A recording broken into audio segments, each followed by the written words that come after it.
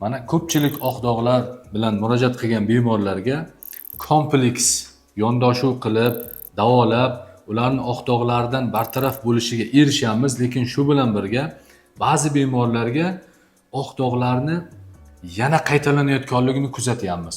Mana shu narsani chuqurroq bir so'rab surishtirganimizda 3 ta holat asosan ularning qaytalanishiga sabab bo'layotganiga e'tibor beryapmiz. Bu birinchisi parhezga amal qilmaslik. Ikkinchisi bu uyqu rejimiga amal qilmaslik. Uchinchisi ko'p asabi buzilib, siqiladigan bemorlarda ham qaytalanishlar kuzatilayotganligini ko'ryapmiz.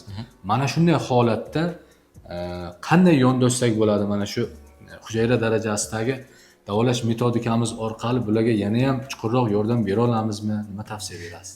Qarangda, tam hozir ko'pincha o'sha kelib chiqish sababi insonni o'ziga ko'p bog'liq bo'lib qolyapti-da. O'sha ovqat yeyish. Yana biz qanday qilib uyga borib turib, tam sen buni orqasidan kuzatib yura olmasak. Bu insonni o'ziga bog'liq-da, bu birinchi. Ikkinchi, uxlamaslik juda ham yaxshi nima bilan aytdingiz.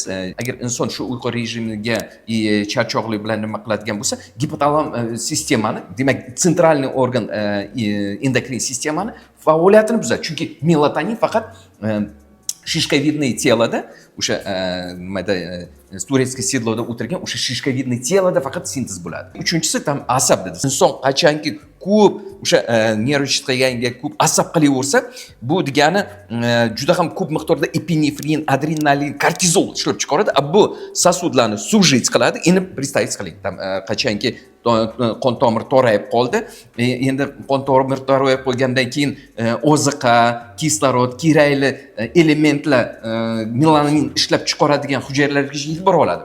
Yo'q. Ana nima uchun yana nima bo'ladi bu?